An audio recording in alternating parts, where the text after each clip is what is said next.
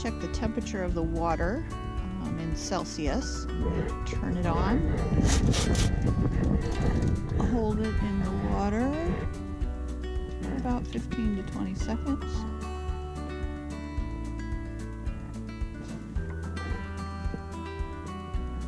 Take it back out, which it's now 16 degrees Celsius.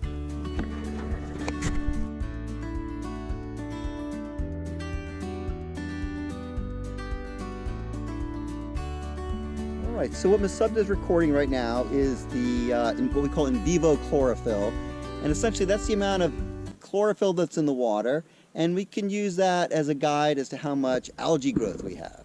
And we know that too much algae, not so good for the SAV. That tends to block the light and make it difficult for the SAVs to grow. So right now she has the sample in a little tube, a test tube we call a cuvette, and then the machine she's using is something called a fluorometer. And it's a field fluorometer. We can take this out into the field with us. And what she's getting right now is a reading. So you can see the little display saying reading and reading some more. And now it's getting our result. And our result is 13.3. So our benchmark out here is about 25 micrograms per liter of chlorophyll. So that's a fairly low level. So we're not seeing a major algae problem out here today. And what we'll find out later is, will that translate into clear water, which of course is good for SAV. SAV need lots of sunlight to grow.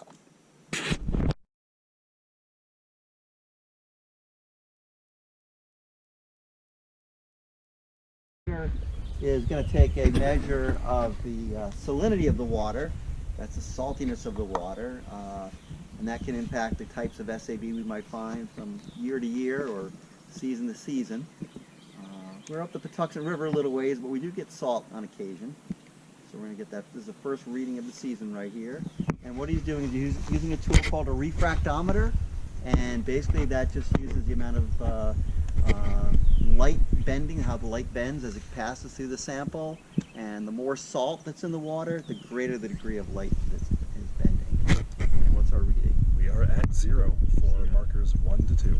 So that tells us we're in a freshwater environment, which is what we kind of would expect for the spring season. Typically the fall is when we get elevated salinity readings.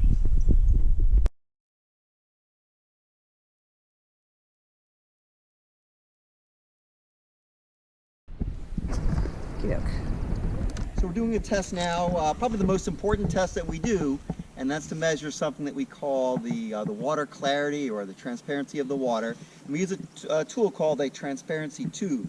And essentially it's a long tube. It holds 120 centimeters of water. And then the objective there is you're going to look down through the tube and hopefully see a little black and white disc. I don't know if we can get in close and see the disc a little bit. It's called a Secchi disc. So the test is actually the Secchi depth that we're doing. And so what we'll do is we'll fill this tube up with water, look through it. If we can see the disc, then our answer is simple. It's 120 centimeters. Normally we need to release some water.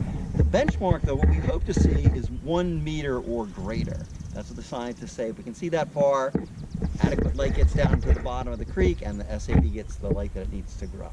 So the first step is to make sure that the tube is closed, and it looks like that clamp is on there pretty good. We'll clamp it down again. Fill this guy all the way up to 120.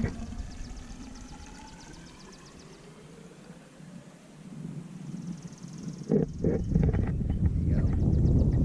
That's right up to the top. So what I'll do now is I'm going to look down through the tube, and if I can see that disc, we're all set. But I cannot see it. It's too cloudy. So I'm going to release some water right now. And I'm just going to watch. And as soon as that disc comes into view, I'm going to duck down real quick and turn off the spigot there, the clamp. Trying to hold this thing super still.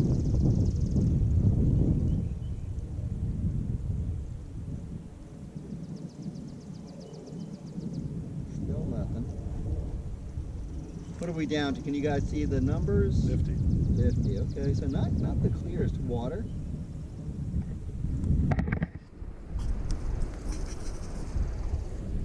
Starting to come to view. Okay. So we'll get a video of that.